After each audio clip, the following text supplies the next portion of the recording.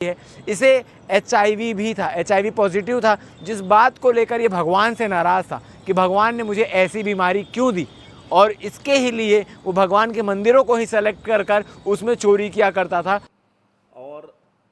बड़े ही शातिर तरीके से चोर लगातार अपने शर्ट पैंट बदल करके, रंग हुलिया बदल करके चोरी करता था। सामने आई है, लगभग 30 से भी ज़्यादा मंदिरों में वो चोरी कर चुका है। अलग अलग थानों में, विभिन्न मंदिरों में जो तत्काल फौरी तौर पे 10 एफआईआर मिले हैं और लगभग उसने 30-32 चोरी अलग अलग थाना क्षेत्र में पूरे दुर्ग के मंदिरों में करना स्वीकार किया है। मगर इसने जेल को ही अपना ट्यूशन बना लिया था, जेल से ही चोरी करना सीखा, क्योंकि इसके मन में चल रहा था कि सबसे शांत क्षेत्र मंदिर है, जहां पर लोगों को लेना देना नहीं रहता, किसी का पर्टिकुलर व्यक्तिगत वो पैसा नहीं रहता और दान का पैसा रहता है, वो उसको ले लेने से क्या ही होगा। चाहे वो महाराणा प्रताप मंदिर की बात करूं, चाहे रिसाली के जैन मंदिर की बात करूं, सेक्टर 4 मंदिर की बात करूं, या अलग अलग मंदिर की बात करूं, चूंकि आभूषण या जेवर थे, इसको अगर चोरी करता तो जाकर के दुकान में इसको बेचना पड़ता, और बेचता तो मैं पकड़ा जाता। इस बात भिलाई में इन दिनों लगातार अलग अलग मंदिरों में चोरी हो रही है, और हर मंदिर में चोरी करने का पैटर्न केवल एक, वहाँ की ज्वेलरियों को छोड़ देना, और जितने भी नकदी रुपए हैं, चाहे वो दान पेटी में हो, चाहे वो मंदिर के अलमारी में, मंदिर के लॉकर में रखे हो, वहाँ से उसे उड़ा लेकर जाना। चाहे वो महाराणा प्रताप मंदिर की बात करूं, चाहे रिसाली के जैन मंदिर की बात करूं, सेक्टर 4 मंदिर की बात करूं, या अलग अलग मंदिर की बात करूं, इसमें जो कहानी निकलकर सामने आई है, दो कहानियां निकलकर सामने आ रही है। आपको दोनों कहानियां तफ्तीश से बताते हैं। दरअसल आपको बता दूं कि आज प्रेस कॉन्फ्रेंस में इस पूरे मामले का खुलासा किया गया, जहां वैशाली नगर के रहने वाले एक आरोपी यशवंत उपाध्याय 45 वर्षीय, जिसका निकनेम जो है, जिसे राजू कहकर भी पुकारा जाता था, उसको पुलिस ने गिरफ्तार किया है। और उसके उसे जांच करने से, पूछताछ करने से जो बात निकलकर सामने आई है, लगभग 30 से भी ज़्यादा मंदिरों में वो चोरी कर चुका है। अब मंदिरों को ही चोरी क्यों करता था, ज्वेलरी को क्यों छोड़ देता था, इसके पीछे भी एक कहानी है। दरअसल आपको बता दूं कि 2011-12 में मारपीट के एक मामले में राजू जो है, यशवंत उपाध्याय, वो जेल गया था। जेल लोगों को इसलिए भेजा जाता है, अपराधियों को इसलिए भेजा जाता है, ताकि वो जो गलती किए हैं, जो अपराध किए हैं, उससे सीख लेकर सुधर जाएं और सही रास्ते में चले। मगर इसने जेल को ही अपना ट्यूशन बना लिया था, जेल से ही चोरी करना सीखा, क्योंकि जिस बैरक में इसे रखा गया था, उस बैरक में तमाम चोर लोग मौजूद थे। उनसे बातचीत करने के दौरान, उनसे सीखने के बाद इसे पता चला कि सबसे अच्छा क्राइम है चोरी करो, वो भी मंदिरों में चोरी करो, क्योंकि मंदिरों का पैसा किसी का पर्सनल पैसा नहीं होता है, उससे किसी को लेन देन नहीं होता है, वो एक दान की हुई राशि रहती है। और आपने सुना ही होगा, राम नाम जपना पराया माल अपना। जिस राशि का कोई माई बाप नहीं, उस राशि को ये चुरा लेता था, और चुराने के बाद शांति से चलता था। आपको बता दें कि ये चोरी करने के दौरान जो है,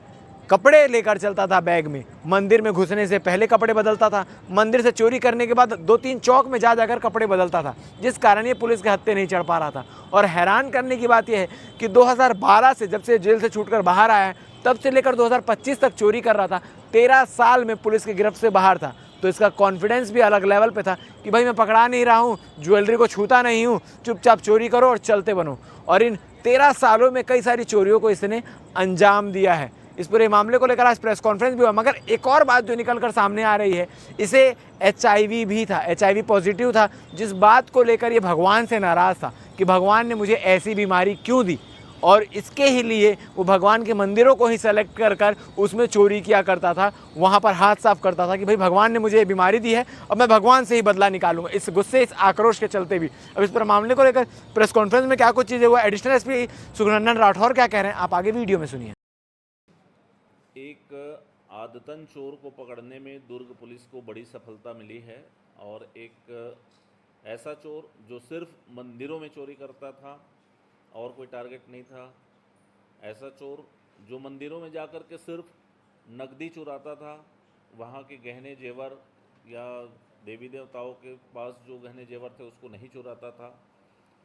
चोरी करने के पहले प्रणाम करता था, बाद में प्रणाम करता था, और एक दिन पहले उस मंदिर में जाकर के रेकी करता था कि कहाँ से आने जाने के रास्ते हैं, प्रसाद लेने के बहाने सब जगह को घूमता था, और बड़े ही शातिर तरीके से चोर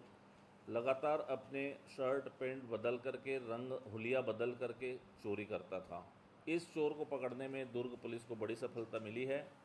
जिसके विरुद्ध अभी 10 अपराध पंजीबद्ध हैं पूर्व में और लगभग 30 के आसपास चोरी करना उसने स्वीकार किया है।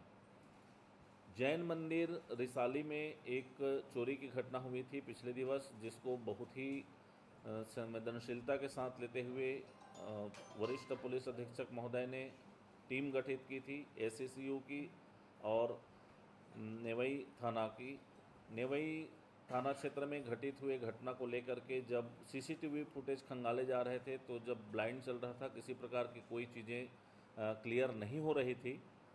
तो हमारी टीम ने एक ऑब्जर्वेशन किया कि एक गाड़ी में, हर गाड़ी वही है लेकिन उसके सीसीटीवी के में उसके जो कपड़े हैं वो चेंज होते जा रहे हैं। इस आधार पर जब उसका ट्रैक पीछा करते गए, त्रिनयन ऐप का उपयोग किया गया, यहाँ पर सीसीटीवी माध्यम बना, सीसीटीवी की बहुत बड़ी भूमिका रही और उसको ट्रैक करते करते गए तो वैशाली नगर में एक घर के आसपास जाते हुए मिला और जब एक पुख्ता हुआ कि वो यशवंत उपाध्याय नामक एक व्यक्ति किराए का मकान में रहता है, उसको जब पकड़ करके पूछताछ की गई तो उसके हुलिया मिलान किए गए। सीसीटीवी फुटेज में जो चेहरे थे वो उसी के थे। जब ये स्पष्ट हुआ तो उसने चोरी करना और चोरी की घटना को घटित करना स्वीकार किया और एक के बाद एक उसने सारे चीज़ जितने जगह चुराए थे उसने बताए। जब एफआईआर खंगाला गया तो अलग अलग थानों में, विभिन्न मंदिरों में जो तत्काल फौरी तौर पे 10 एफआईआर मिले हैं और लगभग उसने 30-32 चोरी अलग अलग थाना क्षेत्र में पूरे दुर्ग के मंदिरों में करना स्वीकार किया है। ये बताता था कि जब 2012 में मारपीट के अपराध में जब जेल दाखिल हुआ था, उस समय चोरों के साथ इसकी दोस्ती हुई थी और तब से इसके मन में चल रहा था कि सबसे शांत क्षेत्र मंदिर है, जहाँ पर लोगों को लेना देना नहीं रहता, किसी का पर्टिकुलर व्यक्तिगत वो पैसा नहीं रहता और दान का पैसा रहता है, वो उसको ले लेने से क्या ही होगा। इस तरह से उसके मन में एक फितूर सा चढ़ा और उसने मंदिर को टारगेट करना शुरू किया और लगातार इस बीच में चोरी किया। वो बीच में चोरी करना बंद कर दिया था, लेकिन अभी पिछले 1 साल से फिर से इसने मंदिरों को टारगेट किया और मंदिरों में जा कर के चोरी करता था। और ये बताया कि चूँकि आभूषण या जेवर थे, इसको अगर चोरी करता तो जा कर के दुकान में इसको बेचना पड़ता और बेचता तो मैं पकड़ा जाता, इस बात का उसको डर था। इस वजह से वो सिर्फ नकदी चुराता था, उसके सामने सोने चांदी के जेवरात रहते थे उसको वो नहीं ले जाता था, नकदी का उपयोग कर लेता था। इसके पास से लगभग 1200 रुपये के सिक्के, जो मंदिरों के सिक्के चुराए थे, वो सिक्के भी अपने पास रखे हुए थे, वो जब्त किया गया है। जुपिटर गाड़ी का यूज़ करता था। दूसरे चौक मंदिर जाने के पहले वो चौक में खड़ा कर देता था गाड़ी को और उसके बाद पैदल जाता, फिर कपड़े चेंज कर लेता, फिर थोड़ा पैदल जा कर के चल लेता। इस तरह से अपने साथ एक बैग रखे रहता था, उसमें अपने कपड़े रखे रहते थे और चौक चौक में जा कर के कपड़े चेंज करके अपनी इस तरह की घटना को अंजाम देता था।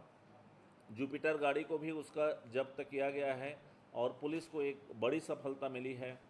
इस चोर को आज रिमांड में पेश कर माननीय न्यायालय के समक्ष पेश किया जा रहा है।